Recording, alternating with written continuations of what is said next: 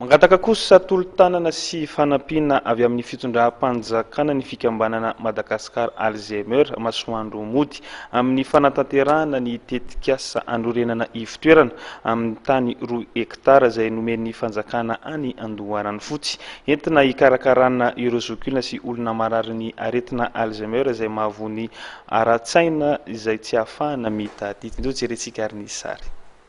Misedra olana amin'izao fotoana izao ny fikambanana Madagasikara Alzheimer Masoandro mody amin'ny fanatanterahana ny tetikasa fandrenana ny ivitoerana eny Ankady efajoro Andoharany fotsy izay atao amin'ilay tany mirefy 2 hektara nomen'ny fanjakana ny taona 2024 ka miantona ny fanatanterahana izany amin'izao.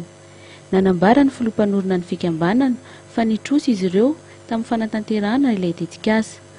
Araka izany, mangataka tolo-tanana avy amin'ny fitondram-panjakana ny fikambanana Madagasikara Alzheimer Masoandro mody mba entina hanatanterahana izany ho fanampiana ireo fianakaviana mananavana tratran'ny Alzheimer. Madagasikara dia mampalahelo aloha fa mbola lavitra dia lavitra satria tsy misy ny fanampiana zany fa dia tena enjana ho anay mihitsy nefa misy le marary ka mbola tena sarotra mihitsy fa zay mihitsy ny vonin'asaiko tao amin'ny kabary tao mba hitodika ny fiarahamonina sy ny fanjakana indrindra mba hijery an'ireo fianakaviana voan'ireo manana le marary ny Alzheimer. Ny fanorenana ilay ivitoerana izay efa nazahoanay tany fanjakana 2 hektara eny Ankady efajoro.